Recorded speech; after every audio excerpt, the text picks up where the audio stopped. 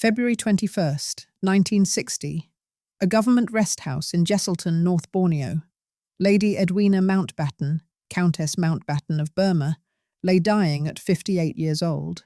The woman who had inherited £2 million in 1921, equivalent to over £300 million today, was on an exhausting humanitarian tour, travelling economy class, staying in modest accommodations.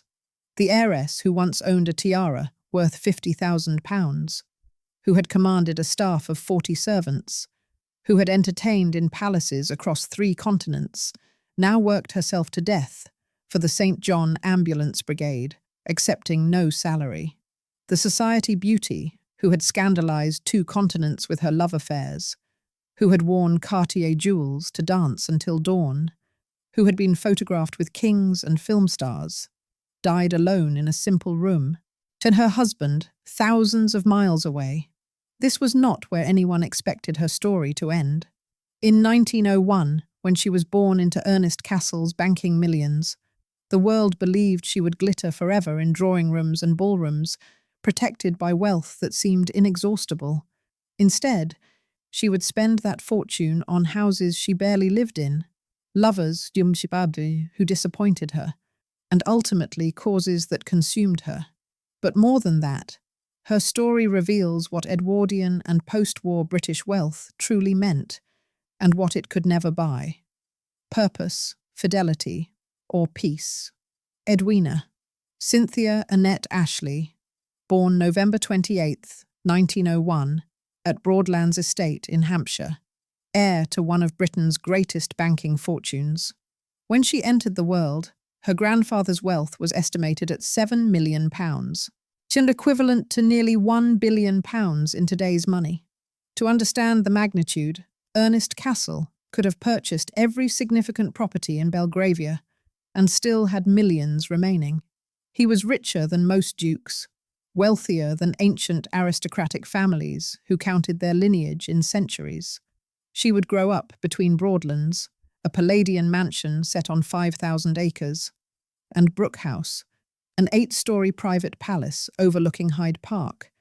She would be educated by governesses and at private schools. She would marry once, spectacularly. She would spend lavishly, love recklessly, and die exhausted. But the remarkable thing about Edwina's story isn't just the money itself. It's what the money revealed about Edwardian society's values, about marriage and power in aristocratic Britain, about class and empire, and about what women could and couldn't control even with millions, about the British elite between 2 world wars, about fortune and its peculiar burdens. This documentary will take you inside the ballrooms of Mayfair, the drawing rooms of country estates, the scandal of her affairs with everyone from the Duke of Windsor to Jawaharlal Nehru, the counting houses where Cassel built his fortune, the palaces of India where she lived as vicereine, the slums where she worked in her final years. We'll examine every pound inherited, every property purchased, every jewel acquired, every affair conducted, every charitable cause embraced, every transformation from spoiled heiress to driven humanitarian. Because Edwina's story is Britain's story, the story of Edwardian excess meeting 20th century upheaval, privilege confronting purpose, yet money seeking meaning. Let's begin where all fortunes begin, with the man who made it. Edwina's fortune did not appear from nowhere. It was built, amassed, and consolidated over 50 years by a man who understood one thing: how to make money multiply. Sir Ernest Cassel, born 1852 in Cologne, Germany, into a Jewish banking family of modest means. His beginning was unremarkable. His father was a small-time banker who died when Ernest was 14, leaving the family nearly destitute. Ernest arrived in England at 16 with almost nothing, took a position as a clerk at a grain merchant's office, and began studying finance with obsessive intensity. He slept 4 hours a night, saved every penny, learned English perfectly, and waited for his moment. That moment came in 1874, when he joined Bischofsheim and Goldschmidt, an Anglo-French banking house, He was 22 years old and brilliant with numbers. Within 3 years, he was a partner. His industry was finance itself, the manipulation and movement of capital across international markets. He specialized in sovereign debt, railway financing, and infrastructure projects in emerging markets. His business model was elegant: identify governments desperate for capital, arrange loans at favorable terms, take commissions on both lending and bond placements, secure contracts for British firms in those countries, and profit at every stage. He was financing Egyptian infrastructure, Turkish bonds, Swedish railways, Argentine development, and Mexican mines. The margins were extraordinary. A successful sovereign loan could generate profits of 10 to 20%, and Cassel arranged dozens. He was ruthless in negotiation, visionary in identifying opportunities, and utterly amoral about who he did business with. He financed dictators and democracies with equal enthusiasm. He cultivated political connections with systematic precision. He became personal financial advisor to the Prince of Wales, later Edward VII, managing the future king's investments and arranging discreet loans. This connection opened every door in Britain. He was knighted in 1899, created a Privy Councillor, and given access to the highest levels of British government and society. The fortune grew exponentially. In 1880, he was worth approximately £100,000. By 1890, 1 million. By 1900, 3 million. By 1910, 7 million. By his death in 1921, estimates ranged from 8 to 10 million pounds. In modern terms, his wealth peaked at approximately £1 billion. Compare this to the average British worker earning perhaps £50 annually, and Cassel was earning that every few hours. His properties expanded to match his wealth. In London, he purchased 48 Grosvenor Square, but found it insufficient. In 1895, he demolished it entirely and constructed Brooke House, an extraordinary 8-story mansion designed by architects Thomas Verity and Fairfax Wade. The construction cost £200,000, equivalent to £30 million today.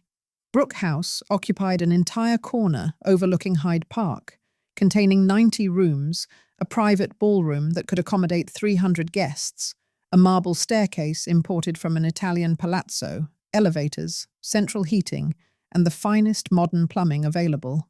The ground floor featured reception rooms with 30-foot ceilings, hung with paintings by Reynolds and Gainsborough, purchased for thousands each. The second floor contained the family apartments, with Cassel's suite, including a bathroom lined with onyx and gold fixtures, costing £3,000. The upper floors housed servants' quarters, guest rooms sufficient for 20 visitors simultaneously, and storage for his art collection. The house required a permanent staff of 35, from the butler earning £200 annually to scullery maids at £20. His country estate, Moulton Paddocks, in Newmarket, stood on 800 acres and served primarily for his racing stable, a gentleman's pursuit he funded to the tune of £20,000 annually. His reputation was complicated. The financial press called him a genius. Workers whose governments he'd lent to at usurious rates might have disagreed. Society embraced him because royalty did. The king trusted him with millions, dined at Brooke House, and valued his counsel. Cassel gave away enormous sums to hospitals, schools, and medical research, perhaps £1 million over his lifetime, buying respectability and genuine impact simultaneously. His marriage in 1878 to Annette Maxwell, daughter of a Catholic Yorkshire family, produced one child, Maud, born 1879.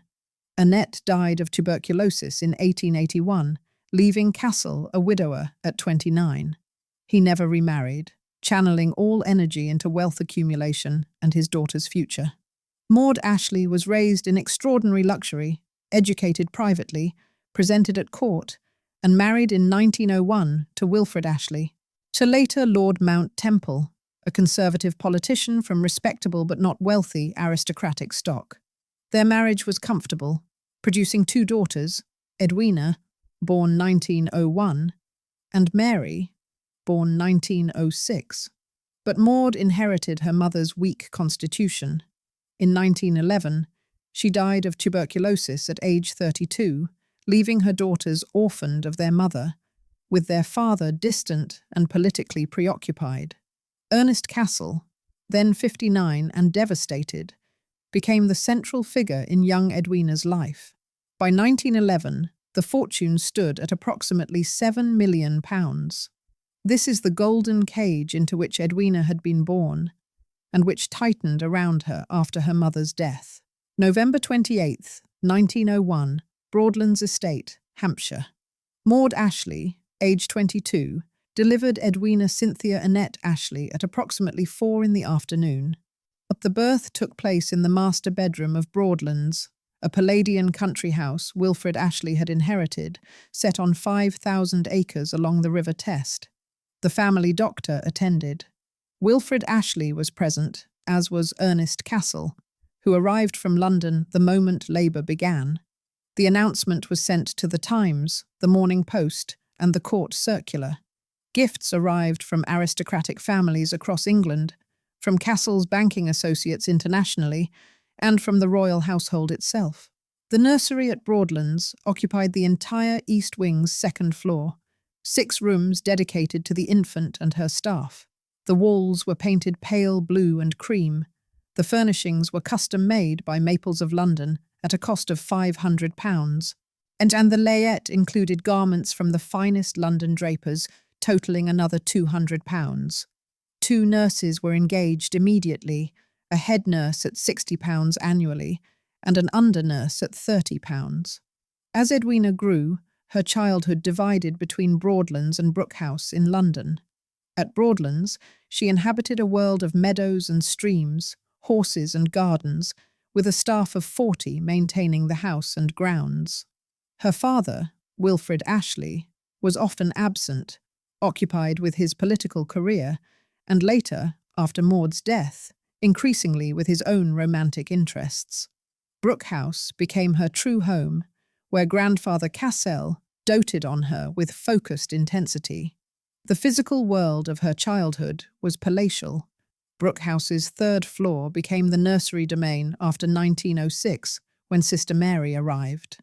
The day nursery was a vast room with south-facing windows overlooking Hyde Park, furnished with a rocking horse that cost £40, doll houses built by craftsmen for £60 each, and shelves of books in English, French, and German. The night nursery contained cribs, then beds, with Irish linen sheets replaced weekly by the household laundry maids. Meals were served by footmen on silver plates, simple nursery food elevated by presentation and setting. By age 6, Edwina was taking lessons. A French governess, Mademoiselle Minard, was engaged at £100 annually to teach French language and literature. An English governess, Miss Hicks, taught reading, writing, arithmetic, and British history for £80 yearly. A German tutor came 3 times weekly at £5 per visit to ensure trilingual fluency. Piano instruction began at age 7, the instrument a Steinway Grand costing £800, lessons from a Royal Academy instructor at £2 per hour. Dancing lessons taught by a former ballet mistress cost similar rates. She learned deportment, etiquette, the management of servants, appropriate conversation, and the invisible rules governing upper-class British life. Religious instruction was perfunctory. Cassel was nominally Catholic, following his wife's faith, but not devout, and Edwina absorbed a vague Christianity without deep conviction. Early personality showed spirit and willfulness. Contemporary descriptions from governess's letters mention her charm and her stubbornness in equal measure. She was beautiful from childhood, with dark hair, extraordinary blue eyes, and delicate features. She was also spoiled, accustomed to immediate gratification and unused to denial. A documented incident from 1909, when she was 8, she demanded a particular doll seen in a shop window. The governess explained it had been reserved for another child. Edwina instructed the footman to purchase it anyway, offering double the price. When the governess protested, Edwina calmly stated that grandfather would approve, which he did, paying £5 for a doll worth £2. This was her universe. Money solved problems, servants obeyed, and desires were fulfilled. Her understanding of wealth was complete unconsciousness. She had no concept that other children lived differently. The housemaids who cleaned her room, earning £25 yearly, were invisible. The footmen who served her meals were furniture. Her first awareness of class differences came around age 9, when visiting a tenant family on the Broadlands estate with her father. The cramped cottage, the children's simple clothing, the mother's deference, all struck her as exotic and slightly incomprehensible. She asked why they lived in such a small house. Her father explained they were not wealthy. She asked why not. He had no adequate answer. The question haunted her intermittently throughout her life, though not enough to change her spending. Her social world consisted of other aristocratic and wealthy children. Birthday parties at Brooke House were legendary, featuring professional entertainers, elaborate decorations, and guest lists of 50 children from Britain's finest families. One party in 1910 cost Cassel £300 and featured a magician, a puppet theatre, a full orchestra, and gifts for every guest.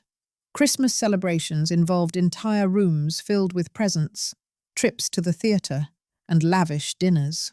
She was displayed to her grandfather's friends, trotted out in expensive dresses to curtsy to elderly financiers and politicians who commented on her beauty and predicted brilliant marriages.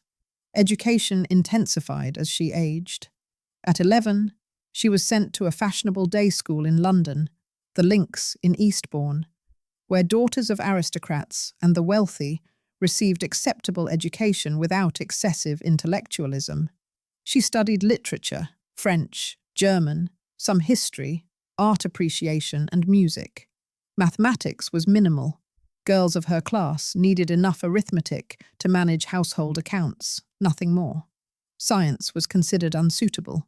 The curriculum emphasized accomplishments that enhanced marriageability, conversation, cultural literacy, artistic appreciation, and social grace.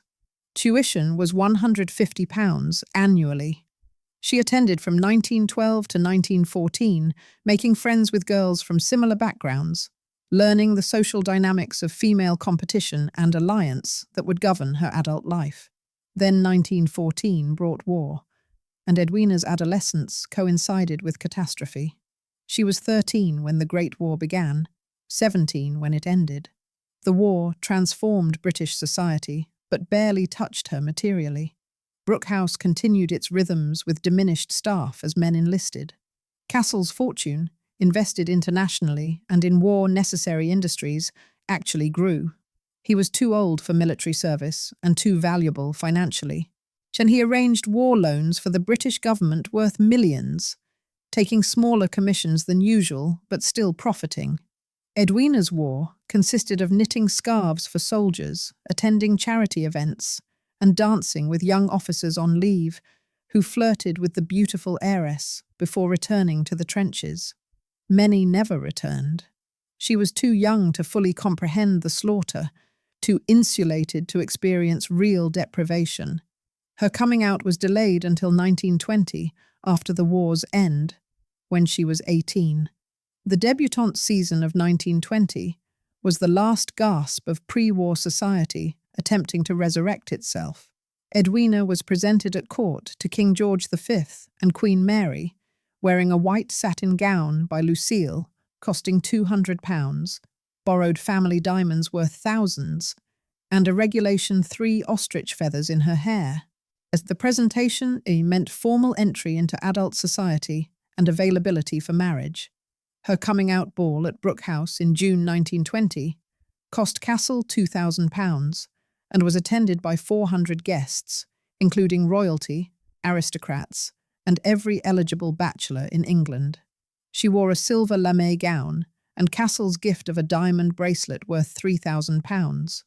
Newspaper society pages described her as the season's greatest heiress, estimating her expectations at £2 million. The fortune hunters began circling immediately. Character at 18 revealed a young woman beautiful, charming, restless, and profoundly bored. She had accomplishments but no purpose, education but no intellectual depth, money but no control over it.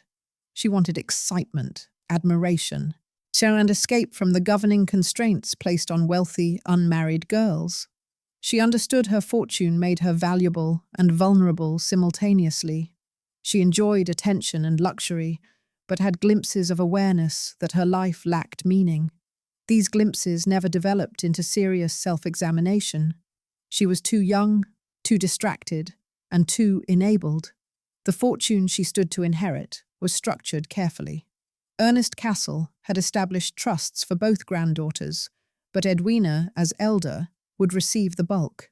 At his death, she would inherit approximately £2 million outright, plus Brooke House, plus lifetime interests in other properties, plus jewellery and art worth hundreds of thousands more. Total value, between £2 and £3 million, equivalent to £400 million today. The path expected of her was clear: marry a suitable aristocrat, produce heirs, maintain social position, live beautifully, and spend money appropriately, lavishly, to uphold the family's status. The path she would actually take diverged in unexpected ways. Understanding what happened to Edwina's fortune requires understanding how wealth transfers worked for British heiresses in the 1920s. Ernest Cassel died on September 21st, 1921, at age 69, after a brief illness. His will, written in 1919 and updated in 1921, was a masterpiece of financial planning designed to protect his granddaughters while minimizing taxes. The will's structure divided his approximately £8 million estate strategically. £2 million went directly to Edwina in trust, the income available immediately, principal accessible at age 25. So £1 million went similarly to Mary. Brooke House went to Edwina outright, with contents. Moulton Paddocks went to Mary. Various smaller properties were distributed to friends, servants, and charities. Jewellery was divided between the granddaughters. Remaining capital, about £4 million, went into charitable trusts Cassel had established during his lifetime, funding hospitals and research institutions. The tax liability was approximately 40% under the new post-war death duties, but Cassel's lawyers had structured things to minimize this ruthlessly. Edwina's £2 million trust was carefully constructed. The trustees were 3 men: Sir Felix Cassel, Ernest's cousin and a respected judge, Lord Farquhar, a courtier and royal confidant, and a senior partner from Cassel's banking firm, and they controlled the principal absolutely until Edwina turned 25 in 1926. Until then, she received the income, approximately £80,000 annually at 5% returns. She could not touch the principal without all 3 trustees' unanimous consent, which would be granted only for specific purposes they approved: purchasing a suitable primary residence, catastrophic medical expenses, or settling her daughters appropriately if she married and had children. The income distribution was generous by any standard. £80,000 annually in 1921 equals approximately £12 million today. This was her guaranteed income separate from any marriage settlement, any husband's income, or any other source. It was hers alone, though managed by trustees.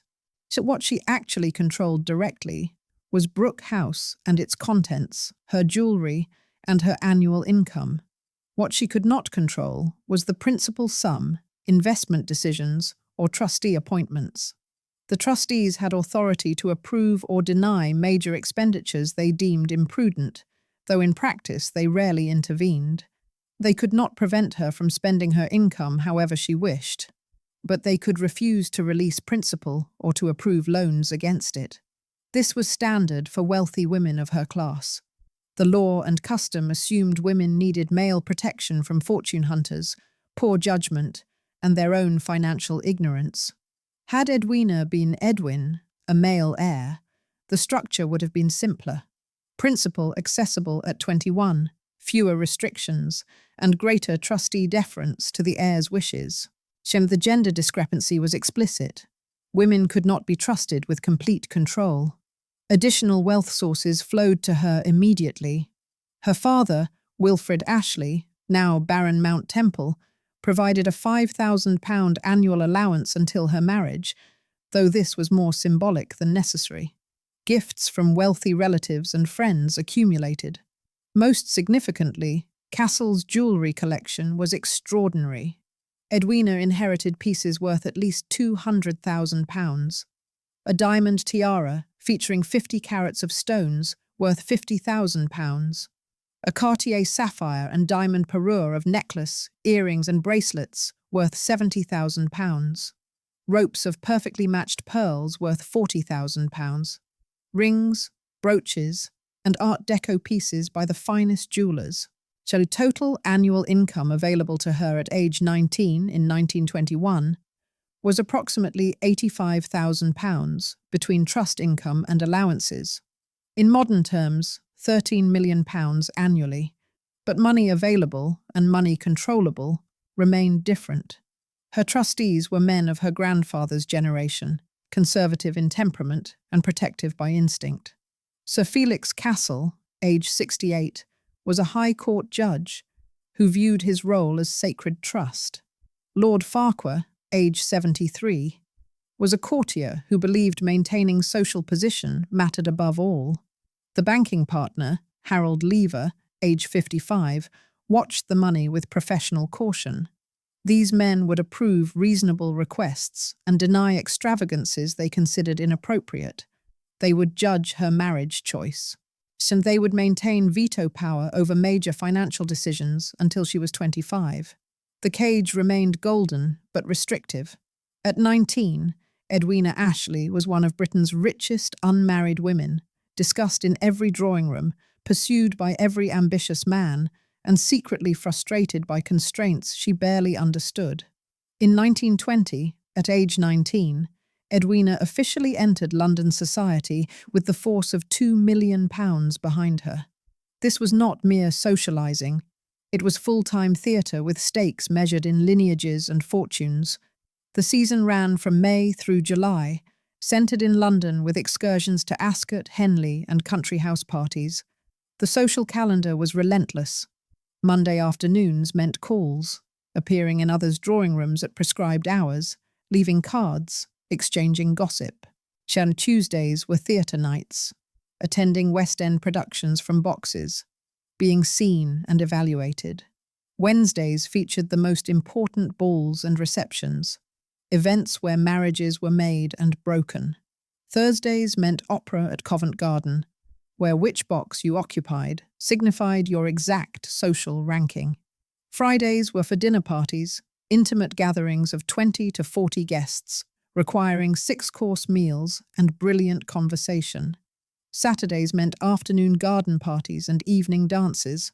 Sundays involved church appearances, appropriate visiting hours, and the pretense of rest.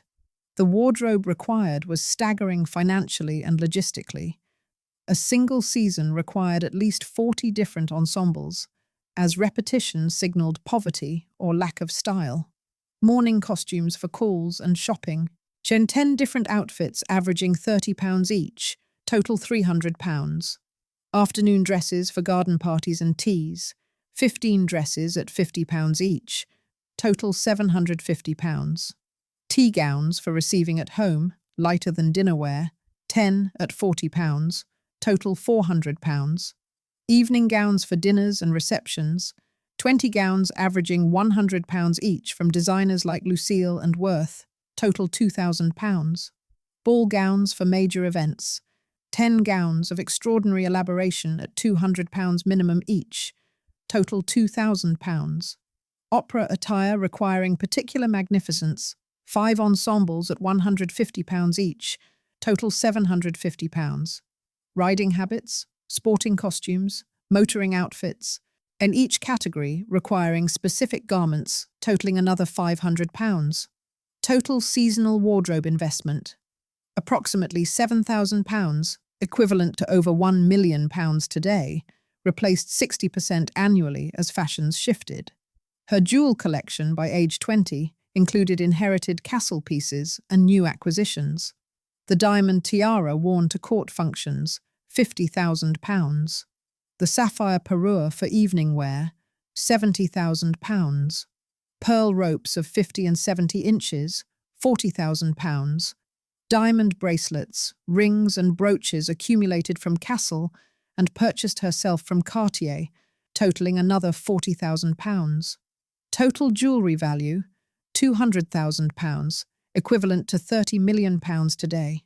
These were not decorative objects, but financial instruments and social artillery, signalling wealth and taste simultaneously. The social battleground was explicitly competitive. Mrs. Ronnie Greville, a wealthy hostess, maintained a salon of the most important people. Lady Cunard hosted rival gatherings emphasizing artistic and intellectual elements. The aristocracy maintained their own circles where titles outranked money, though money was welcome. Edwina moved through all these worlds, her fortune granting access everywhere, her beauty and charm making her welcome. Other heiresses competed for attention and eligible men. Barbara Hutton, the Woolworth heiress, appeared in London occasionally, richer but American and thus slightly exotic. Paula Gellibrand, another banking heiress, was pretty but awkward. Nancy Cunard had title and style but less money. Edwina dominated through the combination of beauty, breeding, and massive fortune. Documented incidents show her social power. At a 1921 ball, she arrived late deliberately, understanding that her entrance would be noted. She wore white satin cut daringly low by 1921 standards, the sapphire parure, and an expression of amused confidence. Conversation stopped. Men surrounded her. Other debutantes fumed. She danced until 4 a.m, accepted invitations to 3 different house parties, and departed in her Rolls-Royce, a recent purchase costing £2,000. The rules governing her behaviour were precise and confining. What was expected included never discussing money directly, though everyone calculated everyone else's worth constantly. She must be perfectly dressed and groomed at all times. A single fashion misstep meant weeks of gossip. She must know everyone's family connections, titles, and scandals without appearing to care. She must make appropriate conversation, meaning pleasant, witty, but not too intelligent or opinionated. She must entertain flawlessly when hosting, managing servants invisibly to produce seamless perfection.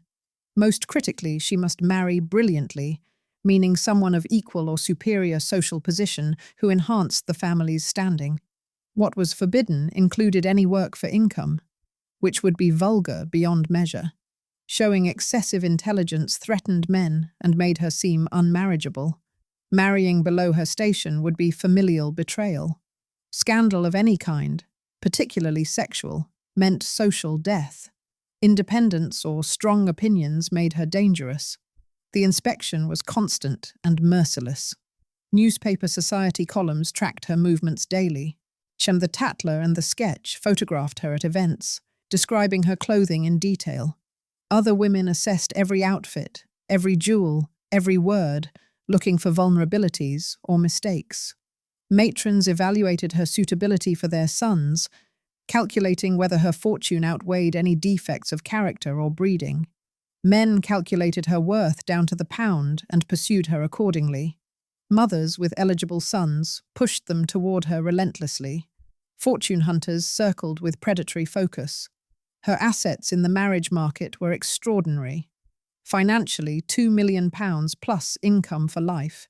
Socially, Cassel's connections to royalty and Ashley aristocratic respectability.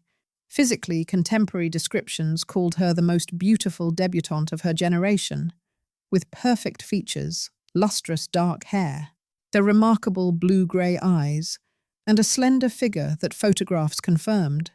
Her character had the reputation of being spirited, charming, and delightfully modern without being dangerously radical. Her liabilities were minimal. The Cassel fortune was earned, not inherited over centuries, which made some ancient families dismissive. Her mother's early death meant she lacked maternal guidance, replaced by governesses and her widowed grandfather, possibly making her too independent. She was clever enough to intimidate less intelligent men. But these were trivial against the fortune's magnitude. The suitors appeared in quantity and variety. First came the aristocrats' younger sons, those without title or fortune who needed a rich wife. The Honourable Gerald Legge, second son of the Earl of Dartmouth, danced with her repeatedly, sent flowers, and called at Brooke House. He was handsome, charming, and penniless. Edwina enjoyed the attention, but recognised fortune hunting. He eventually married an American heiress.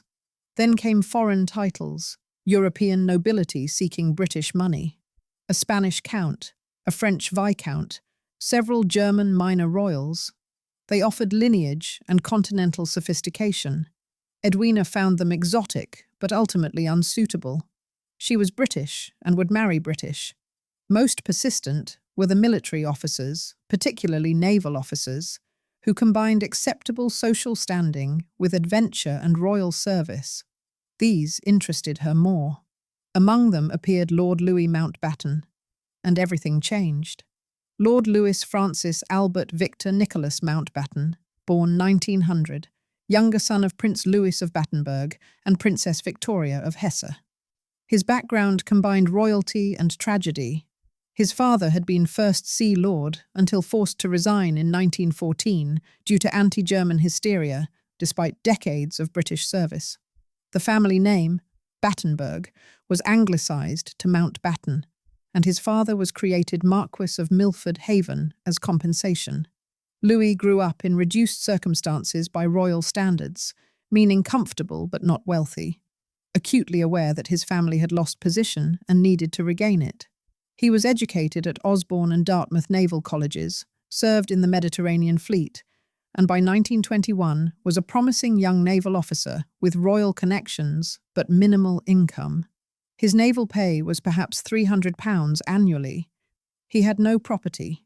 His debts from maintaining appearances appropriate to a prince totalled approximately £2,000, and his reputation was for charm, intelligence, ambition, and an obsessive interest in genealogy and status. He was strikingly handsome, vain about his appearance, and determined to restore his family's prominence through advantageous marriage. Previous romances included several wealthy girls who had not quite worked out, and his family was pressuring him to settle brilliantly. They met in October 1921, at a ball in London. Who introduced them remains disputed. Possibly Lord Mountbatten's older brother Georgie, possibly a mutual friend. First impressions were electric. Louis saw the richest heiress in England, beautiful and modern, someone whose fortune could restore everything his family lost. Edwina saw a royal prince, handsome and exciting, connected to courts across Europe, adventurous and unlike the stuffy aristocrats usually presented. His initial courtship was rapid. He called at Brooke House the next day. He sent flowers daily. He requested permission to take her to the theatre. They danced at every ball for the next month.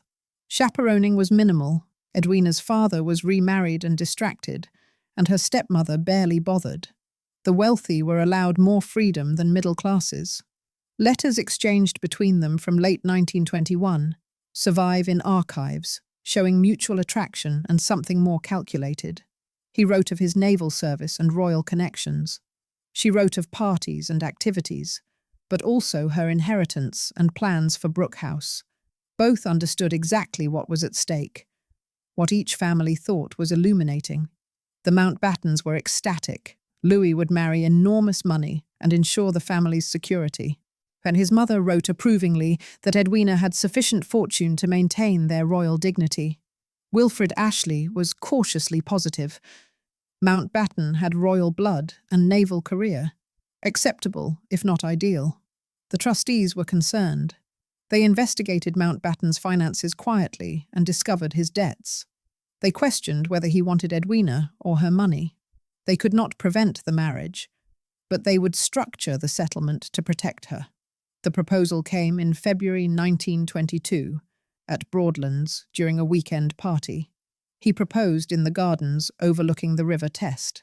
She accepted immediately. The announcement appeared in the Times, the Morning Post, and every newspaper in Britain and across Europe. Society reacted with universal approval, calling it the romance of the season. Royalty sent congratulations. King George V himself approved. Newspapers estimated Edwina's fortune at £2 million, noted Mountbatten's royal blood, and predicted a brilliant future. What happened next was months of settlement negotiation, the legal choreography protecting a fortune while enabling a marriage. The marriage settlement was negotiated from March through June 1922. Parties involved included Edwina's 3 trustees, her father, Lord Mount Temple, Mountbatten's father, the Marquis of Milford Haven, Mountbatten himself, and teams of solicitors. Edwina brought her £2 million trust, which remained hers under the trust's existing terms. Her income of £80,000 annually would continue, controlled by her alone after marriage.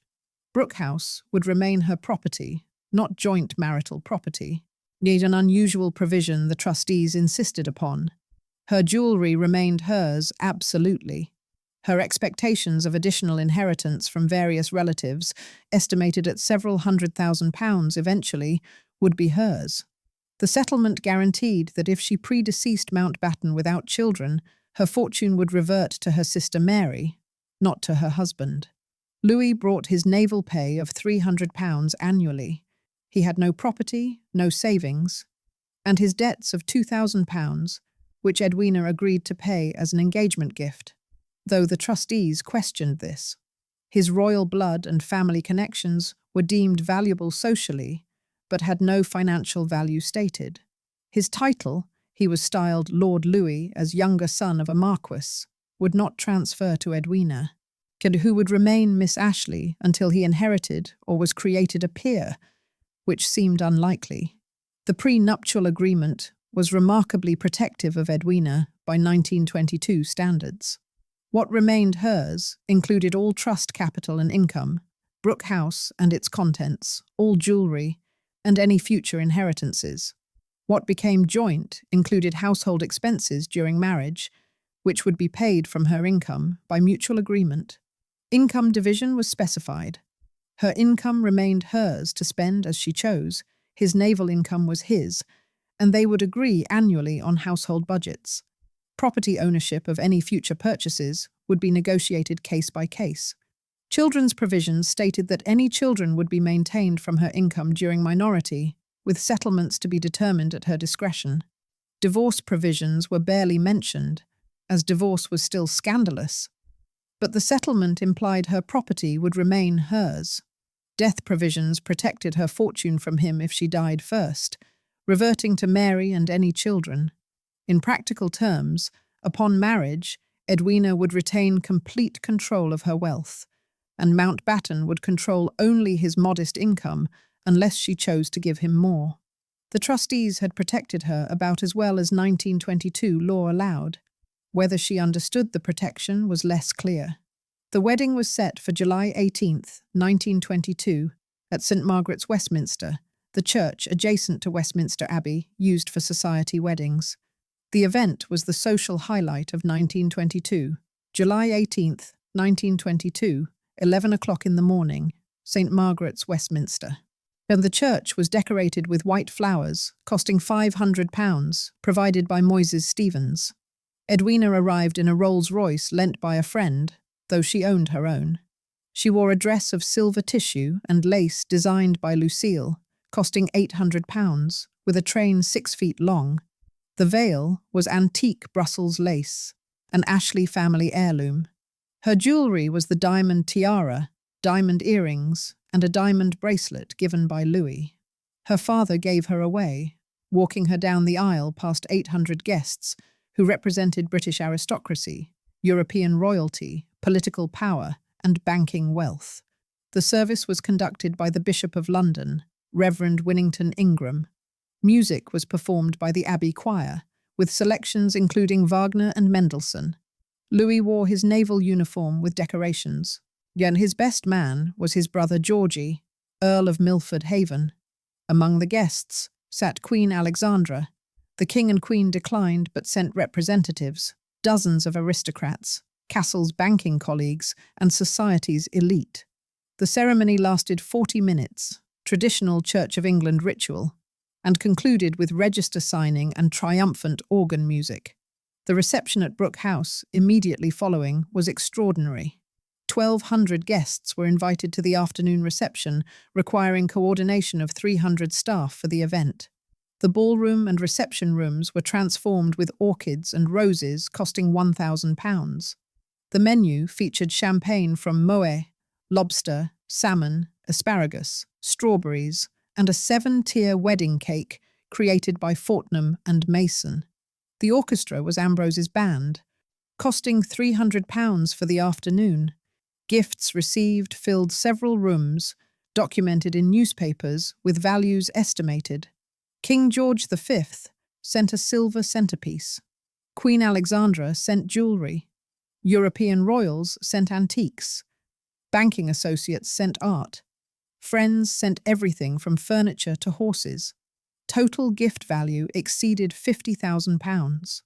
Notable gifts included a diamond bracelet from the Mountbatten family, probably purchased with Edwina's money given them earlier, a Cartier clock from the Sassoons worth £2,000, and a racehorse from the Aga Khan worth £5,000. Total wedding cost was approximately £15,000, equivalent to over £2 million today, paid entirely by Edwina from her income. Newspaper coverage was rapturous. The Times devoted 2 full columns to description. Chamberlain's Tatler and the Sketch printed photographs across multiple pages. International newspapers from Paris to New York covered it. Headlines called it the romance of the decade, the wedding of the year, and the marriage of beauty and royalty. The honeymoon began that evening, departing from Victoria Station for Paris by private rail car, then continuing to the continent. Duration was 6 weeks, visiting Paris, Switzerland, and Spain. Accommodations were the finest hotels, the Ritz, Paris at £30 nightly, the Palace Hotel Saint Moritz, the Alfonso XIII in Seville. Travel mode was first-class trains and occasionally a borrowed yacht for Mediterranean cruising. Staff accompanying included Louis's valet and Edwina's maid, plus local servants hired at each location. Cost was approximately £5,000 for 6 weeks, paid from Edwina's income. They returned to London in September to establish married life. Their first year of marriage revealed patterns that would define everything following. Residences included Brooke House as primary residence. The 8-story mansion was too large and expensive to maintain for 2 people, requiring the full staff of 35 at total annual wages of approximately £8,000. Edwina adored it for entertaining, but found it impractical for daily life. They also took a country house, Adsden, near High Wycombe, rented at £800 annually for weekends and hunting. Their lifestyle was immediately extravagant. Daily routine saw them rising late, around 10. Breakfast in their rooms, separate but adjacent bedrooms, as was customary for aristocrats. Lord Louis would depart for naval duties when stationed in London. His career continued, and he was serious about advancement. Edwina's mornings involved correspondence, managing household, shopping, and social calls. Luncheons were often social, either hosting or attending others' gatherings. Afternoons meant activities, shopping, riding, attending exhibitions, or resting. Evenings were the focus, dressing for dinner, attending theatre, opera, balls, or hosting their own dinner parties. They entertained constantly. Dinner parties at Brooke House twice weekly, 20 to 40 guests, requiring elaborate menus costing £10 to £20 per person when wine was included. Balls were held monthly during season, costing £2,000 to £3,000 each for several hundred guests. Their social obligations were relentless, attending others' events, being seen, maintaining position. Monthly expenditure in that first year was crushing. Household costs at Brooke House, including staff wages, food for family and servants, utilities, maintenance, and supplies totaled approximately £1,200 monthly. Personal costs for Edwina's clothing, jewellery, beauty treatments, shopping and incidentals averaged £2,000 monthly. Louis's personal expenses for uniforms, club memberships, his gambling and incidentals were £500 monthly, paid by Edwina. Entertainment costs for hosting and attending events averaged £1,000 monthly. Clothing for both required constant purchases. Edwina needed new gowns constantly, and Louis was vain about his appearance, needing numerous uniforms and civilian suits. So jewellery purchases by Edwina included several Art Deco pieces from Cartier that year, totalling £15,000. Charity donations, expected of wealthy people, were minimal from Edwina, perhaps £500 total that year. Total annual spending first year of marriage, approximately £70,000 since. Income available was £80,000 annually from the trust, plus £5,000 from her father, total £85,000. Surplus was £15,000, which Edwina either saved or spent on additional luxuries. This seemed sustainable if they maintained spending discipline, which they did not. The relationship in the early marriage showed strains immediately. Early signs included documented happiness at social events, where they appeared golden and perfect, photographed constantly and admired universally. But private life was different. They maintained separate bedrooms, standard for aristocrats, but also convenient for separate lives. Public appearances together were frequent in the first 6 months, then declining. Louis began separate travel for naval duties, often longer than necessary. Rumours began by late 1922 of Edwina's flirtations with other men at parties. Louis was also rumoured to be involved with other women, though quietly. Family observations from letters show his mother worried about money being spent too quickly, and Edwina's friends noted she seemed restless. Children arrived quickly, partly to fulfill social expectations. Patricia Edwina Victoria Mountbatten was born February 14, 1924, at Brooke House. Birth circumstances were standard for aristocrats: doctors, nurses, and minimal involvement from Louis, who was at his club when she arrived. Inheritance considerations meant Patricia would eventually receive settlement from Edwina, but nothing was specified yet. Childcare arrangements involved a nanny, under-nurse, and nursery staff at total cost of £300 annually, plus nursery furnishing and baby expenses of another £500. Edwina was an indifferent mother, typical for her class, seeing the baby for brief periods daily while staff managed actual care. A second daughter, Pamela Carmen Louise Mountbatten, was born April 19, 1929, at Cassel in Spain during a trip. Her arrival was similarly managed by staff, and Edwina resumed social activities within weeks. The marriage deteriorated steadily through the 1920s. Year 1925 saw the first serious cracks. And Edwina reached 25 and gained full control of her principal, the £2 million. The trustees relinquished active management, though they remained legally in place.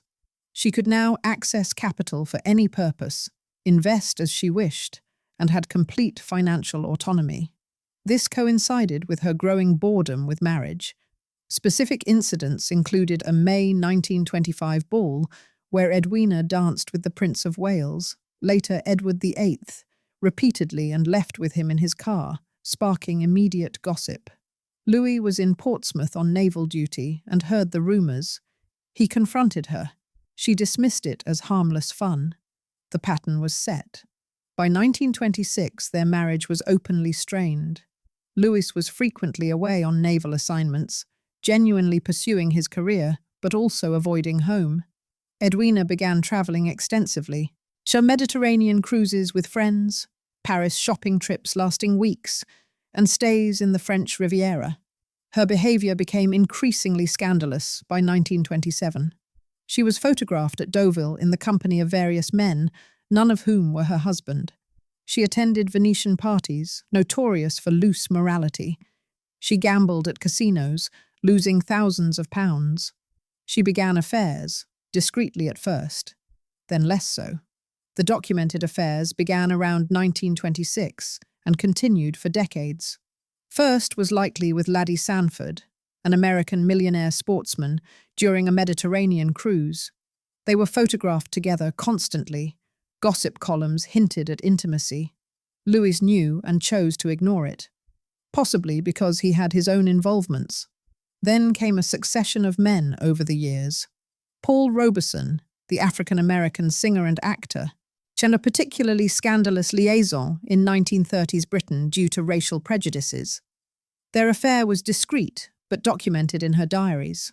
Bunny Phillips, a British officer and intelligence operative, conducted an affair with her throughout the 1930s. The most famous affair was with Jawaharlal Nehru, the Indian independence leader. They met when Louis became Viceroy of India in 1947, and their connection was deep, romantic, and documented in preserved letters. Nehru was married but estranged from his wife. Edwina was married but distant from Louis, and their affair lasted until her death, profound and important to both. Her behaviour scandalised conservative British society, but fascinated modern elements. She represented the new post-war woman, independent, sexually liberated, and indifferent to old rules. But it came at costs measured in reputation and relationship.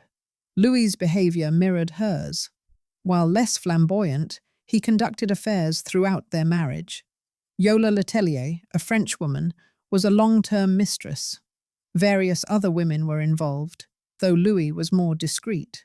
Their marriage became an arrangement by 1930, each living separately while maintaining public unity.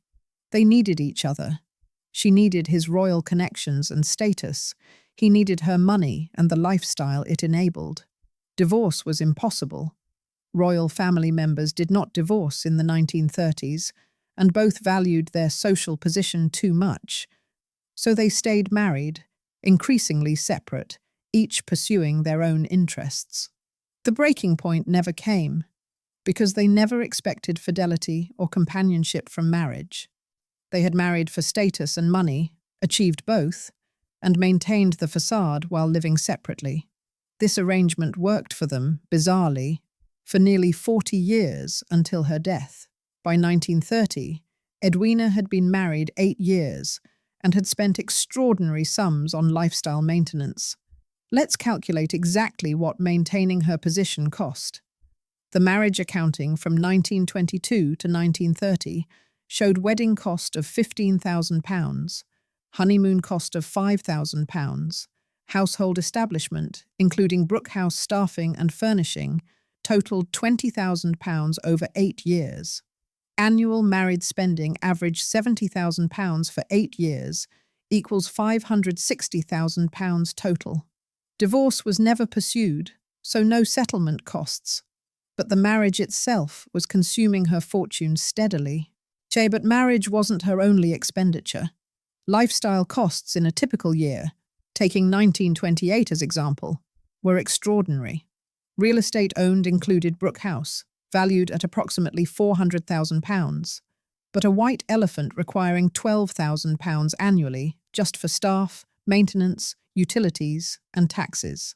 She also purchased a flat at 2 Wilton Crescent for £60,000 in 1927 for more practical living. Country houses were rented rather than owned, typically costing £2,000 annually. Total real estate costs annually, £16,000. Staff wages at Brookhouse included a butler at £300 annually, housekeeper at £200, Edwina's personal lady's maid at £150, Louis's valet at £100, chef at £200, 2 kitchen maids at £50 each, 3 housemaids at £40 each, 4 footmen at £70 each, a chauffeur at £120, plus assorted other staff totalling 35 people and £8,000 in wages annually. Property maintenance meant repairs averaged £2,000 yearly at Brookhouse, utilities were £1,000, property taxes were £1,500, insurance was £1,000, totalling £5,500 annually. Personal expenses ballooned as Edwina's lifestyle intensified. Clothing purchases averaged £20,000 annually by 1928, requiring constant new gowns from Paris designers like Chanel and Schiaparelli, replacing her wardrobe seasonally. Jewellery purchases totaled approximately £30,000 in 1928 alone, including a spectacular emerald necklace from Cartier for £22,000. Automobiles included owning 3 Rolls-Royces by 1928, valued at £8,000 total, with maintenance and chauffeurs costing £3,000 annually. Yachts were chartered rather than owned, but Mediterranean cruises cost £10,000 for several weeks, including yacht rental, crew, and provisions. Horses were minimal. She lost interest in riding, but maintained a few for appearances at £2,000 annually. Travel was constant. Paris trips monthly costing £1,000 each, total £12,000 yearly. Mediterranean summers cost £15,000. Indian trips when Louis was stationed there cost £20,000, including passage, accommodation, and entertaining appropriate to their position. And entertainment meant hosting parties at Brooke House, costing £50,000 annually for approximately 20 major events. Charity was minimal. She gave perhaps £2,000 yearly to fashionable causes. Medical expenses were negligible. She was healthy. Total annual expenditure by 1928 was approximately £150,000. Annual income available remained £80,000 from the trust, plus investment returns on the principal she now controlled. If invested conservatively at 5%, her £2 million principal generated £100,000 annually, total income £180,000. Annual surplus was £30,000, which she saved briefly before spending on some new extravagance. The principal invasion began in earnest around 1930. The economic crash of 1929 reduced her investment returns significantly. Conservative investments lost value, and annual returns dropped from £100,000 to perhaps £60,000 by 1931. Total income fell to £140,000, while her spending remained at £150,000. She began accessing principal to cover deficits. Year 1931, she withdrew £50,000 from principal to cover spending overage and purchase a yacht share. Purpose was covering the deficit and maintaining lifestyle. Year 1932, she accessed another £70,000 for a property purchase in Malta and continued deficit spending. By 1935, she had withdrawn approximately £300,000 from principal over 5 years, 15% of her capital. The fortune shrank measurably. In 1921, but her total worth was £2,200,000, including Brooke House and jewellery. In 1925, still approximately £2,200,000.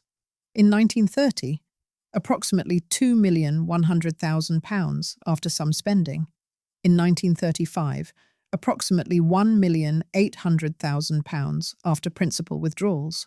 By 1940, approximately £1,500,000. The trajectory was downward, but not catastrophic yet. She was spending faster than the money could regenerate, but she had decades of wealth remaining if she moderated. Bad investments accelerated losses. Investment decisions were not her strength.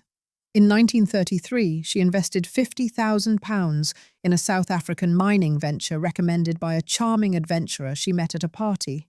Result: complete loss. The mine was fraudulent. In 1936, she invested £30,000 in a film production company, financing a movie that never completed. Result: total loss. In 1938, she invested £20,000 in a scheme to develop Bahamian property. Result: lost when the promoters absconded. Total losses to bad investments, approximately £100,000 across the 1930s. The trustees, whom she had marginalised after gaining full control at 25, watched with dismay but had no authority to intervene. Lawsuits were mercifully few.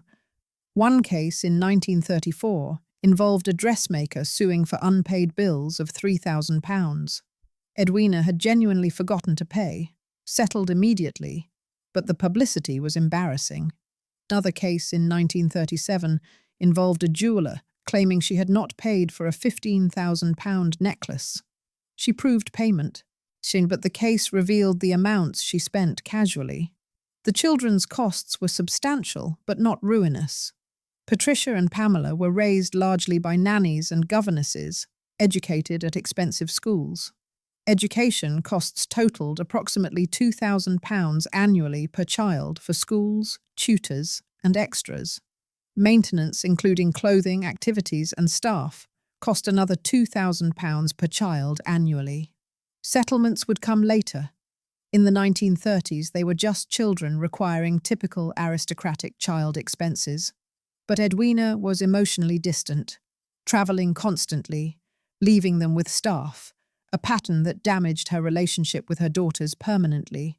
Brooke House became an unsustainable burden. By 1937, maintaining it cost £20,000 annually while Edwina barely lived there, preferring smaller properties or travel. She made the difficult decision to sell it. In 1938, Brooke House was sold to property developers for £280,000, a loss from its estimated £400,000 value, but the market was poor and few could afford such a property. The sale meant £120,000 lost from peak value, but it eliminated the annual drain. She moved to the Wilton Crescent flat and other smaller properties. The staff was reduced from 35 to 10 for the smaller residents. The rooms reduced from 90 to 12. The entertaining reduced from weekly balls to occasional dinners. This told a story. The fortune, once £2,200,000 in 1921, was now approximately £1,300,000 in 1938. And after 17 years of marriage and spending, she had spent, lost, or been cheated out of approximately £900,000. That's £53,000 per year average loss, £4,400 per month, £145 per day. The fortune was shrinking but not gone, and World War II was about to transform everything, including Edwina herself.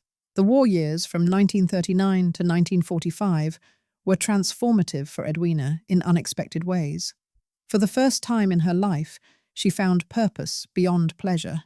She threw herself into humanitarian work with the Red Cross, the St. John Ambulance Brigade, and other organizations. She worked genuinely hard, visiting bombed areas, comforting wounded soldiers, organizing relief efforts, and demonstrating previously unsuspected administrative ability and compassion. Her work was recognized officially. She received honors and commendations. More importantly, she found fulfillment. The restless, bored heiress discovered she was capable of meaningful contribution. Her spending during the war dropped dramatically, partly from necessity as wartime rationing and restrictions limited luxury consumption, partly from her new focus. Her annual expenditure fell from £150,000 pre-war to perhaps £40,000 during the war, covering modest living and her charitable work. Her income from investments also fell due to war's economic impact, but she actually accumulated savings for the first time in decades. By 1945, her fortune had stabilized at approximately £1,400,000, recovered slightly from 1938 through enforced economy and disciplined saving. Since she was 44 years old and changed permanently by the war experience, post-war brought new chapters. Louis's appointment as Viceroy of India in 1947 meant they would live in Delhi in unprecedented splendor as Britain prepared to grant India independence. Edwina accompanied him, and it was in India that she met Nehru and began her most significant emotional relationship. Their affair was deep, intellectual, romantic, and important to both. They corresponded until her death, and the letters reveal genuine love and connection absent from her marriage. Her humanitarian work in India was extraordinary, visiting refugee camps, organizing relief for partition violence, and demonstrating compassion that won Indian hearts. When independence came in August 1947, she and Louis were among the few British figures Indians respected. And she continued humanitarian work through the 1950s, travelling constantly for the St. John Ambulance Brigade, the Save the Children Fund, and other organisations. She worked herself to exhaustion repeatedly, finding in service the meaning luxury never provided. Her relationship with Nehru continued through letters and occasional visits when possible.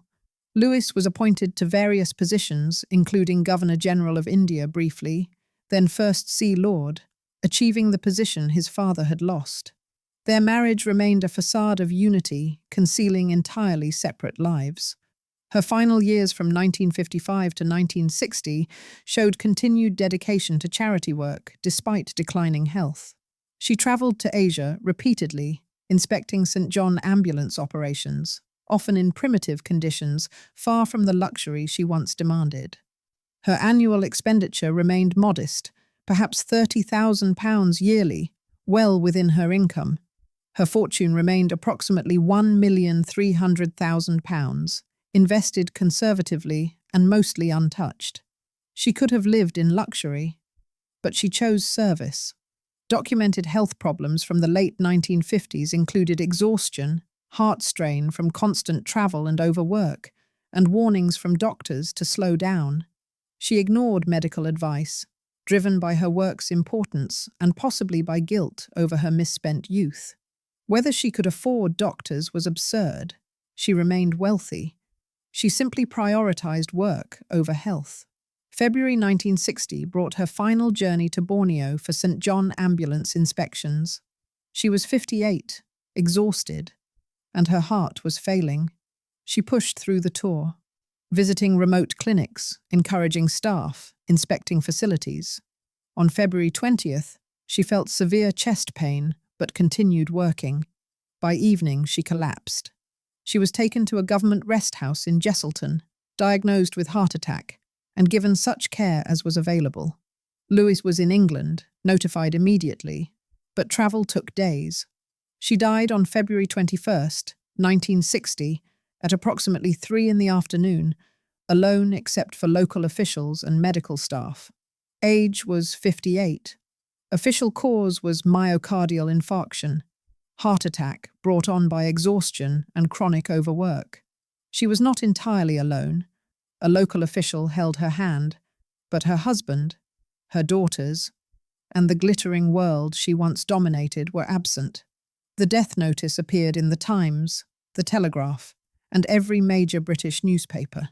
Young obituaries were extensive, 2 to 3 columns, describing her as humanitarian, former Viceroy of India, and close friend of Nehru. What was emphasized included her war work, her charitable efforts, her role in Indian independence, and her transformation from society beauty to dedicated worker. What was omitted was her decades of extravagance, her numerous affairs, her fortune's magnitude, and her early wasted years. The coverage was respectful, even admiring, presenting her later life as redemptive. Compare this to Ernest Cassel's obituary in 1921, which detailed his fortune down to the pound, listed his properties, and analysed his business methods across full pages. Edwina's death merited respect, but not the financial fascination her grandfathers had.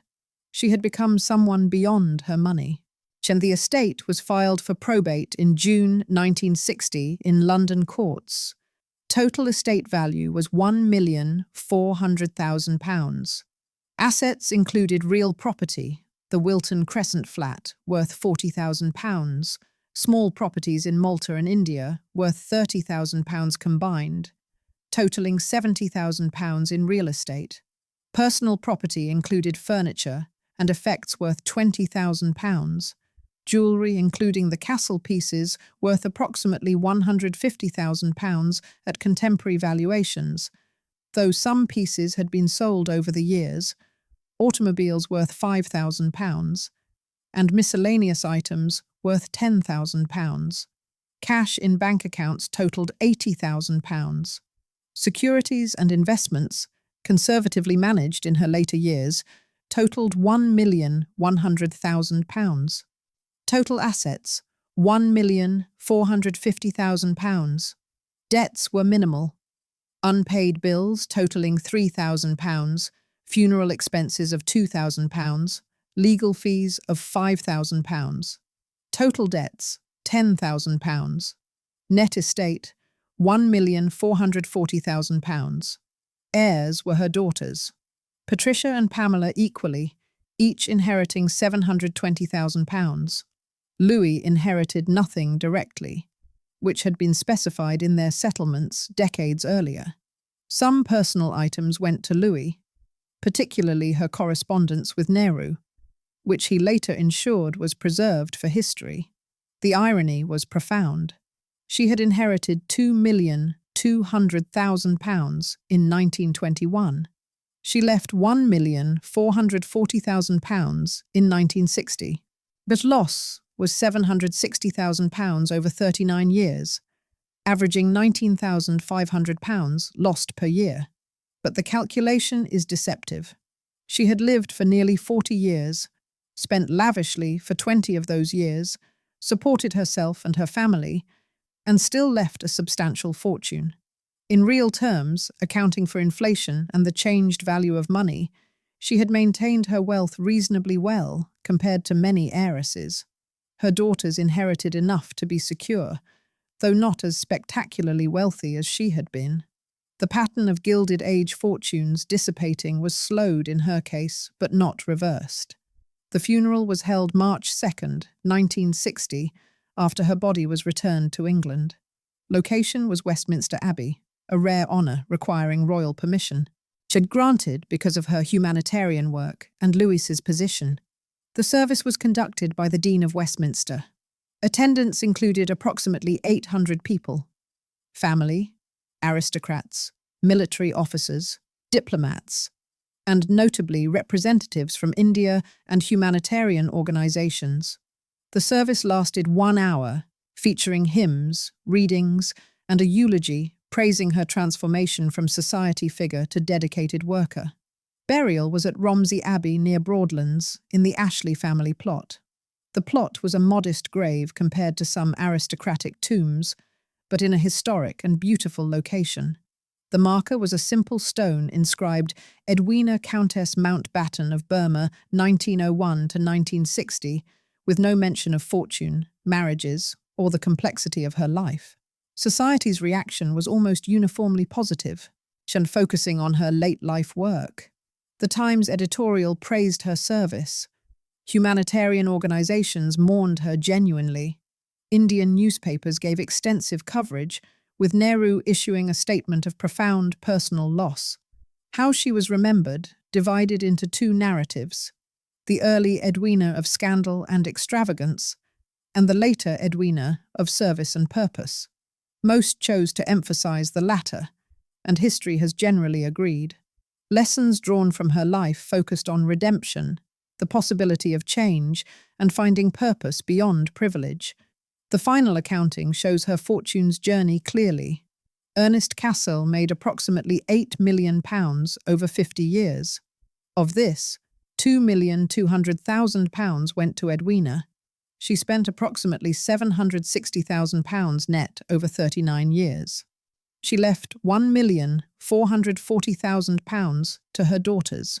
Duration from inheritance in 1921 to death in 1960 equals 39 years. Average loss per year was £19,500, modest considering her income and spending patterns.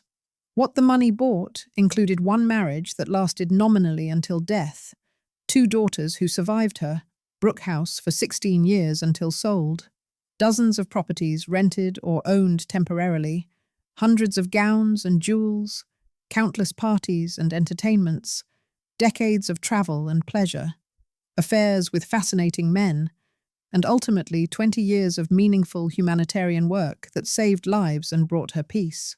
What the money couldn't buy included happiness in marriage, though she found love with Nehru, wisdom in her youth, though she gained it later, good health as she worked herself to death, security from restlessness and dissatisfaction for decades, dignity in the tabloids during her scandalous years, or the ability to undo wasted time, though she redeemed herself ultimately.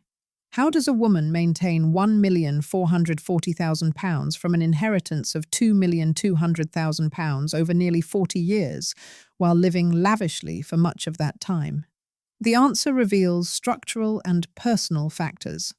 The structural protections included the trust structure Cassel created, which forced her to rely on income until age 25, preventing earlier dissipation. Even after gaining control, the conservative investment strategy initially imposed by trustees protected the principal somewhat. The gender factor worked both ways. Being female limited her financial education and independence, making her vulnerable to bad advice, but also limited her business ventures, which might have lost more. Social expectations pressured extravagant spending to maintain position, but also prevented even more reckless investments available to men. The personal factors included her choices: marriage to Mountbatten, who needed money but wasn't actively predatory, though he enabled her spending; willingness to sell Brooke House when it became unsustainable, showing some financial wisdom; transformation during World War II to productive work that reduced spending dramatically; relatively few truly disastrous investments compared to some heiresses; and maintaining enough discipline in her later decades to preserve capital. Her character showed strengths, including genuine compassion that emerged during the war, intelligence that enabled effective humanitarian administration, and capacity for transformation and growth, rare in her class. Weaknesses included decades of selfishness and waste, inability to find purpose until age 38, poor judgment in affairs that damaged her reputation, and obsessive work in her final years that killed her. Her circumstances beyond her control included the world wars that transformed British society, and her personally economic depressions that reduced investment returns significantly, and the dissolution of British Empire that ended the world she was born into. The predators in Edwina's story were fewer than many heiresses faced. Mountbatten married her for money, certainly, but he stayed married. She had contributed through his naval and political career and never actually stole from her, though he spent her money freely with permission. Bad advisors cost her perhaps £100,000 total in fraudulent investments across the 1930s, painful but not ruinous. She was lucky or smart enough to avoid the worst fortune hunters who destroyed other heiresses. The economic context matters critically. The 1929 crash reduced everyone's wealth. Her losses were proportional. Post-war British austerity and taxation made maintaining vast wealth nearly impossible. She did better than most. The systemic failure of the Edwardian aristocracy affected her. The society she was born into vanished by 1945, and the rules governing that world became obsolete. Should compare her fate to other heiresses. Barbara Hutton inherited similarly vast wealth and died nearly penniless, having been married 7 times to fortune hunters who systematically stole from her. Edwina married once and kept most of her money. Gloria Vanderbilt fought family for her fortune and preserved it through various ventures. Edwina inherited cleanly and preserved capital adequately. Doris Duke kept her fortune but lived isolated and bitter. Edwina found purpose and connection. The pattern was not universal wealth dissipation, but varied outcomes based on structure, character, and luck. The counterexamples who managed to keep their money show instructive patterns. Lady Astor used her American fortune to support political career and maintained wealth through careful trusts. She had better financial advice and more disciplined spending. The Queen Mother, though royal rather than heiress, maintained position through institutional support and public funding beyond her personal wealth. Edwina lacked such structures. Could Edwina have done these things? Honest assessment suggests probably not in her youth. Her character and circumstances prevented discipline, but her later transformation proved she was capable of change, and had she found purpose earlier, she might have both preserved her fortune more completely and lived more meaningfully throughout. The tragedy is not that she lost £760,000, but that she wasted 38 years before discovering what mattered. The mansions Edwina knew show varying fates. Brooke House, built by Cassel in 1895 at enormous cost, lived until 1957. She sold it in 1938 for £280,000 to property developers.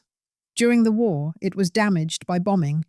In 1957, it was demolished entirely, replaced by modern flats called Brooke House, now worth millions individually, but the historic structure is gone forever. Current use, luxury apartments, current owners, multiple private owners. Can be visited only if you own or visit an apartment. Nothing of the original interior remains. What's changed? Everything. It's completely different architecture. Broadlands, the Ashley family estate, still stands magnificently. Built in the 18th century, extensively remodelled, it was Edwina's childhood home. Today it's owned by Lord Romsey, descendant of the Mountbattens, through Patricia. Current use, private residence and occasionally open for tours. Current owner, Lord and Lady Brabourne. Can be visited? Yes, occasionally during summer. What remains? The Palladian structure. Parkland. Much original features. What's changed? Modernisation and conversion to sustainable private estate. The Wilton Crescent flat Edwina owned from 1927 still exists. Current use, private residential flat. Current value, approximately £4 million. Can be visited? No, it's private. What remains? The building structure. What's changed? Interior remodelled multiple times. The auction houses have rarely seen Edwina's possessions because she left most to her daughters, who retained them. But some pieces have appeared over decades. In 1965, Patricia sold several gowns to collectors. They fetched modest amounts then, but would be worth thousands now as historic fashion. In 1980, had one of Edwina's Cartier bracelets appeared at Christie's, sold for £18,000, now probably worth 10 times that. In 2000, some correspondence was auctioned, fetching £20,000 for historical significance. Museums hold some items. The Imperial War Museum has documents related to her war work. The National Portrait Gallery has photographs and one formal portrait. The Broadlands Estate archives contain personal papers, letters, and memorabilia accessible to researchers. The jewellery mostly remains with family. Pieces that can be tracked include the Cassel diamond tiara, still owned by the Mountbatten family, worn occasionally by Patricia and later Pamela, valued currently at approximately £200,000. The sapphire parure was sold in pieces over decades. Individual elements have appeared at auction, and most recently in 2015, when earrings sold for £60,000. Current location of complete parure, dispersed among private collectors and possibly family retention. Pearl ropes were divided between daughters. One spectacular 70-inch rope remains with the family, occasionally worn, valued at approximately £100,000. The portraits showing Edwina exist in several locations. A formal portrait by Philip de Laszlo from 1922, shortly after her marriage, hangs at Broadlands. Current location, Broadlands Private Collection. A 1935 portrait by Savely Serene is in private family collection. Multiple photographic portraits by society photographers like Cecil Beaton are held in the National Portrait Gallery archives and can be viewed by appointment. You can see her face, frozen in beauty from the 1920s and 1930s. Show at Broadlands, if visiting, or in National Portrait Gallery archives. The irony persists. Her possessions appreciate while the fortune diminished. The Cartier bracelet worth £3,000 in 1928, sold for £18,000 in 1980, would sell for perhaps £200,000 now. The jewellery held value better than the cash. But objects are not fortune, they're remnants. The family's fate shows mixed outcomes.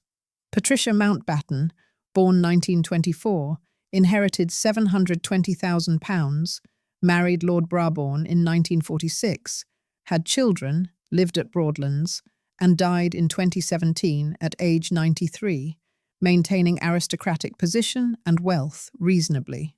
Her children continue the line.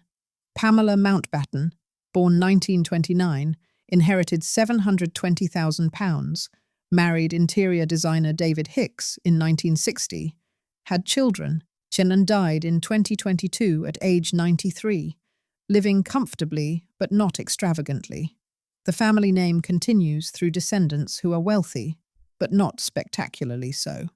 Descendants living number approximately 25 grandchildren and great-grandchildren from Edwina. Wealth status varies. Some are wealthy through marriages and careers, some are comfortable middle class, and outcomes vary widely.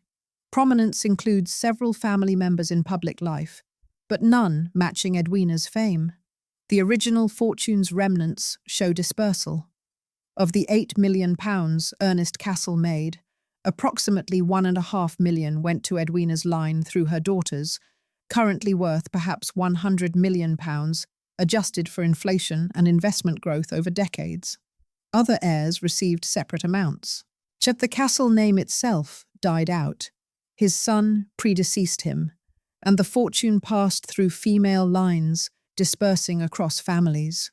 In 2026, we still see patterns echoing Edwina's story.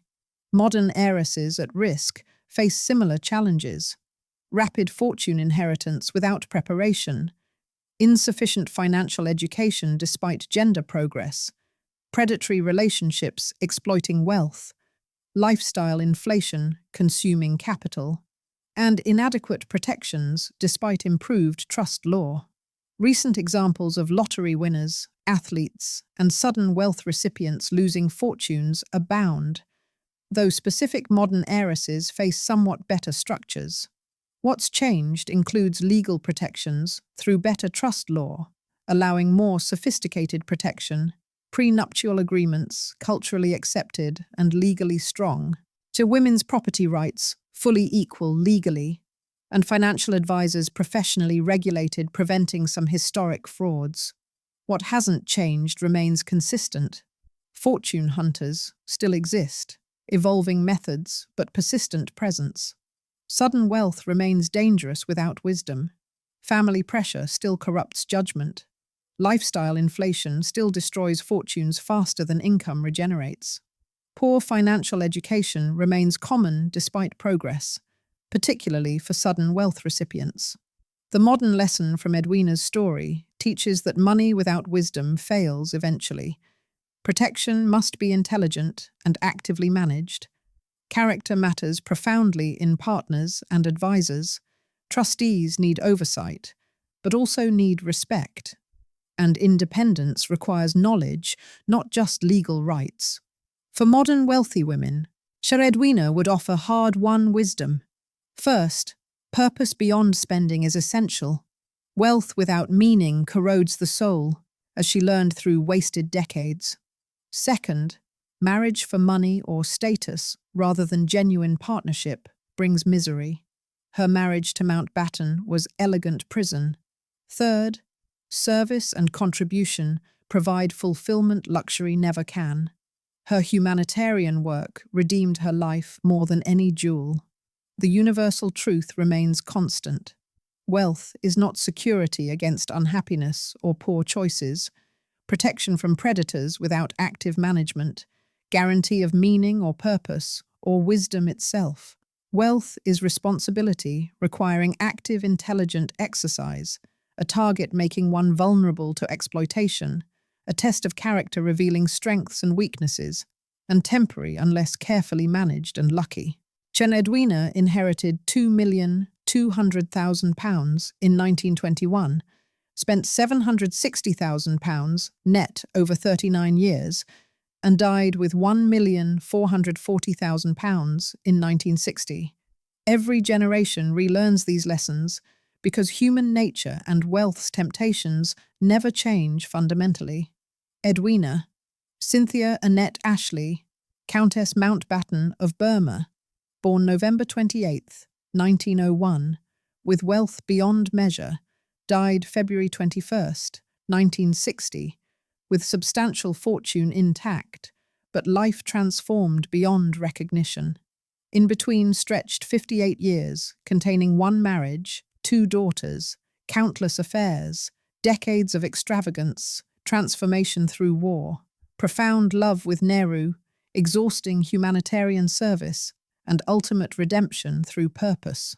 So the arc of her life traced not the typical Gilded Age pattern of fortune lost, but something more complex. Fortune partially maintained through luck and late acquired discipline, life wasted then redeemed, privilege transmuted into service.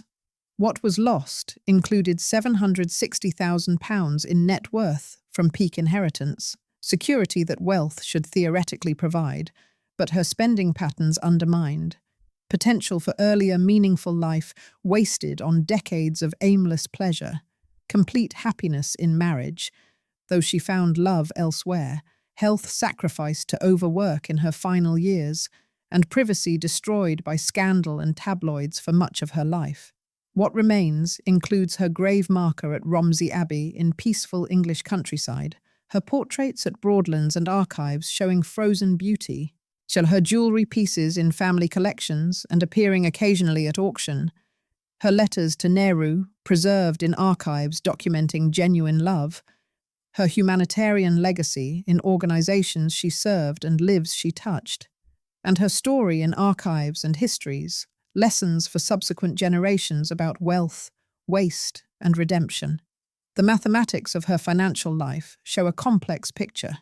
Ernest Cassel made £8 million in 50 years, averaging £160,000 yearly, though highly variable with concentration in peak years.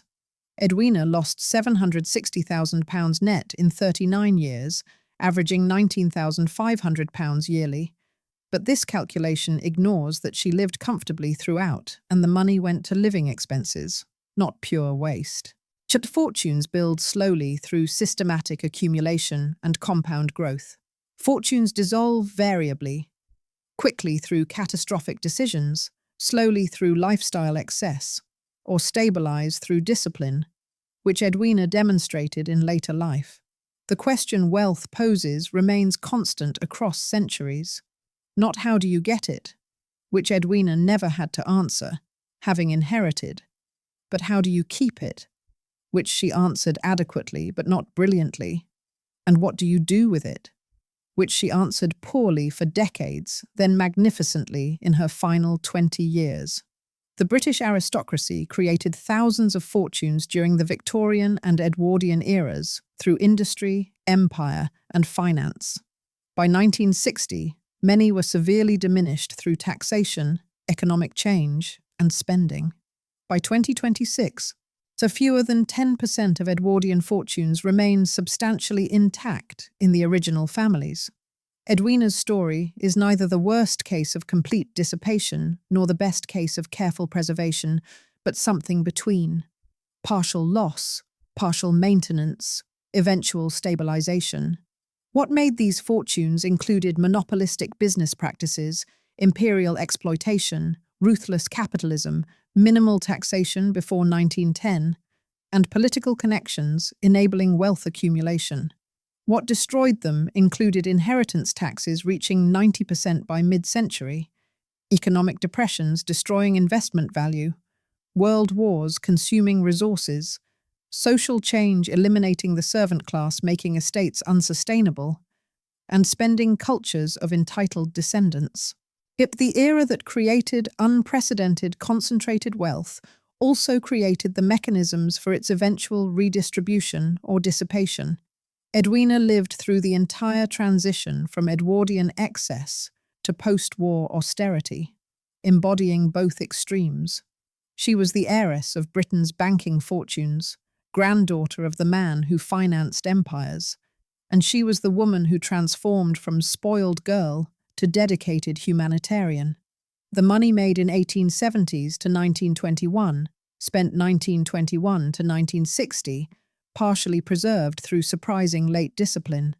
The lesson remains eternal.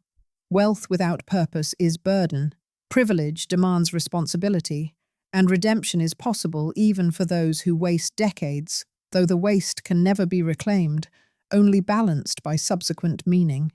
Today, if you visit Broadlands in Hampshire, then you can see the Palladian mansion where she was born, walk the grounds along the River Test where she played as a child, and view the family portraits, including hers, from glittering youth.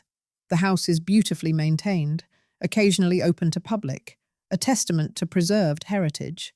If it's closed, the exterior is visible from the road, set in magnificent parkland.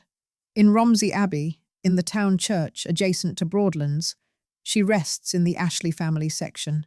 The stone is simple grey granite, clearly marked with her name and dates. It sits among other family members, some far older, some more recent. The inscription reads en merely Edwina Countess Mountbatten of Burma, 1901 to 1960, with a small cross. Nothing about the £2 million she inherited. Nothing about the fortune partially spent. Nothing about scandal or transformation. Nothing about Nehru or Mountbatten or humanitarian service or wasted years or hard-won redemption.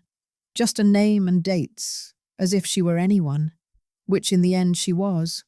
Human, flawed, capable of change, seeking meaning, finding it late, dying in its service.